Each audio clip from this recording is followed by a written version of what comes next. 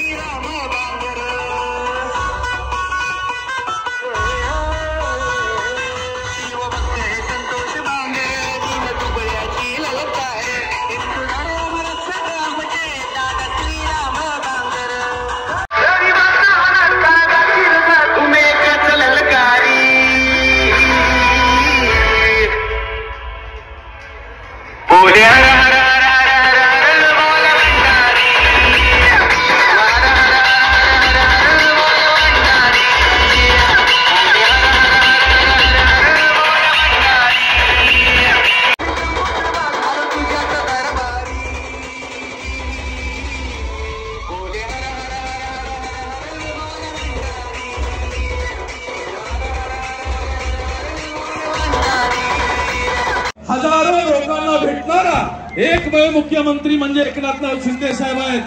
आज महाराष्ट्रामध्ये आया बहिणीसाठी, शेतकऱ्यांसाठी कष्टकऱ्यांसाठी ज्या योजना आणल्यात आणि तमाम महाराष्ट्रातल्या जनतेचं मतदारांचं साहेब एकच मागणं आहे की पुढच्या वेळेस सुद्धा महाराष्ट्राला हाच मुख्यमंत्री पाहिजे आहे, गोरगरिबांचा मुख्यमंत्री आहे। आणि ह्याही वेळेला साहेब तुमचा आशीर्वाद तुमचं प्रेम संतोष बांगरला राहावं। यानंतर मी विनंती करतो आमदार संतोष बांगर यांना। या कावडीला उपस्थित असलेले सन्माननीय महाराष्ट्राचे लाडके नेते, गोरगरीब दिन दुबळा ज्याला आधार नाही त्याला आधार देणारा नेता ते म्हणजे सन्माननीय एकनाथभाई शिंदे या ठिकाणी आपल्याला संबोधित करणार आहेत।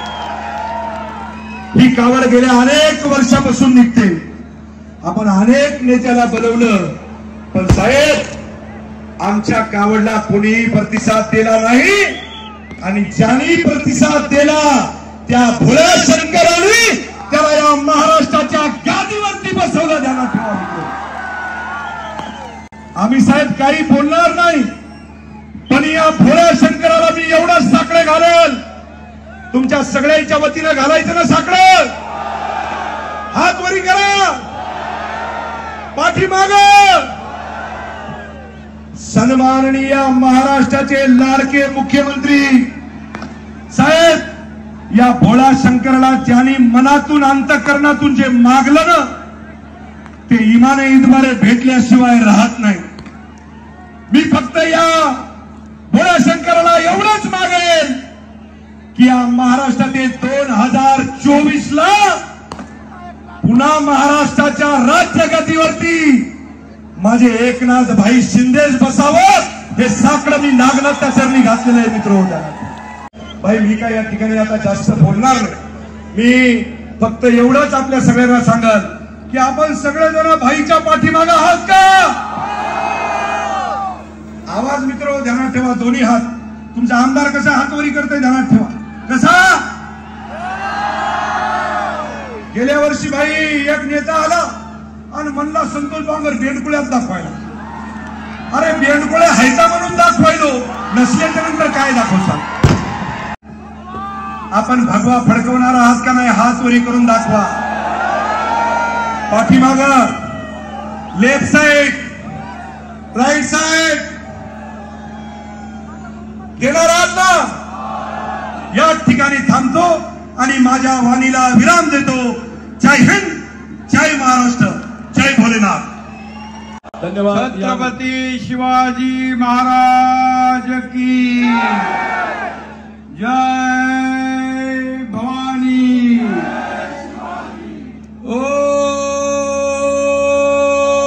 ओम नमः शिवाय। हर हर हर हर हर हर।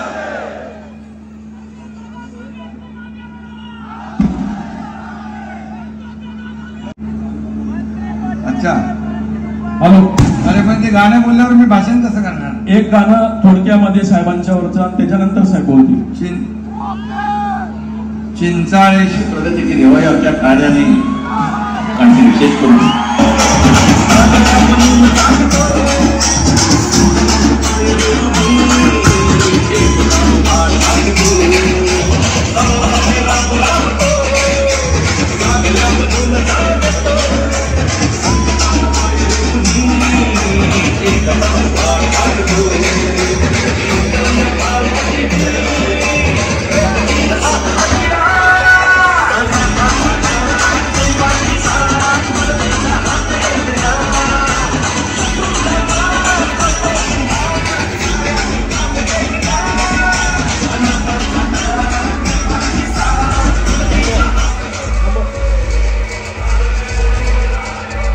थांबवा थांबवा।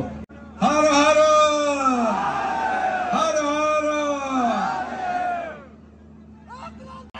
औंढ्याच्या नागनाथाला वंदन करतो आणि आजच्या या कावड यात्रेनिमित्त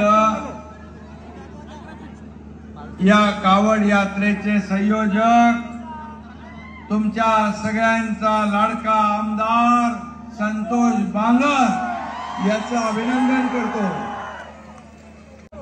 इकडे तुम्ही वरती जरा सांभाळून बसा बाबांनो. एवढ्या प्रचंड थोडं भीती वाटते इथून मला बघून.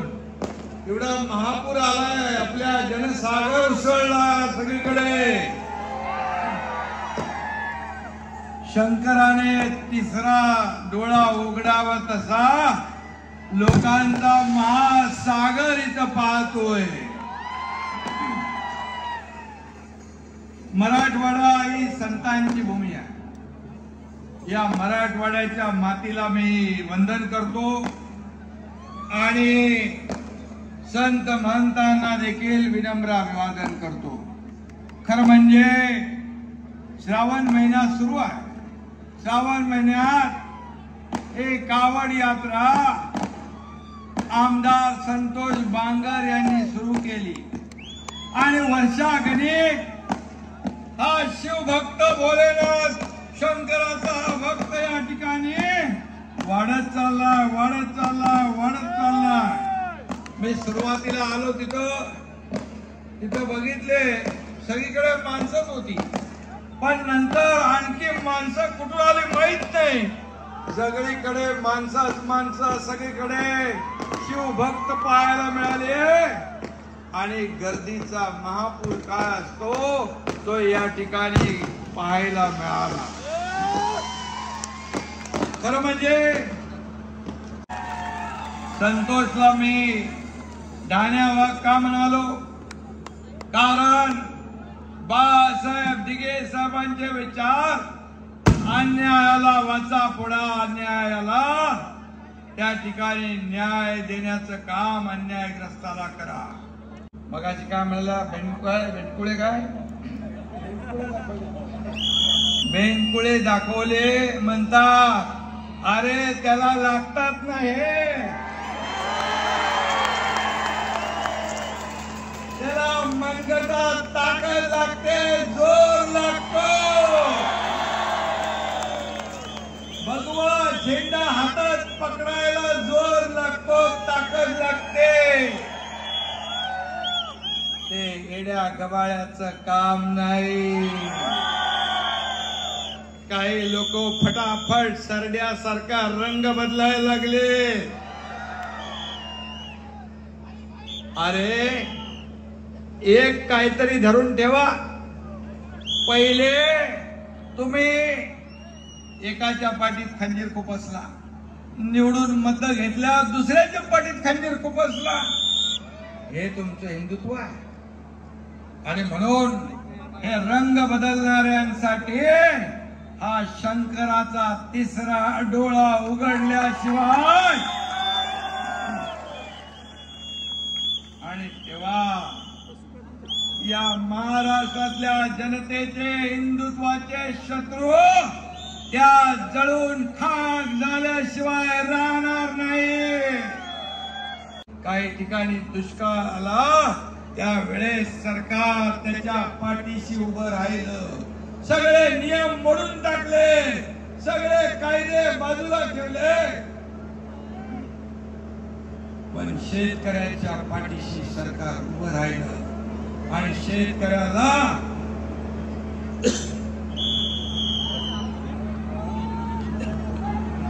हे सरकार वाऱ्यावर सोडणार नाही. आणि म्हणून कावड यात्रा हा प्रवास काही सोपा नाही. आणि तेव्हापासून आपल्याला मी सांगतो, जेव्हापासून संतोषने ही कावड यात्रा सुरू केली, या ठिकाणी सगळे लोक त्याच्यात सहभागी होत आहेत. आणि मी तुम्हाला सांगतो, जे जे कावड यात्रेत सहभागी होतील त्यांच्या आयुष्यांचं सोनं झाल्याशिवाय राहणार नाही.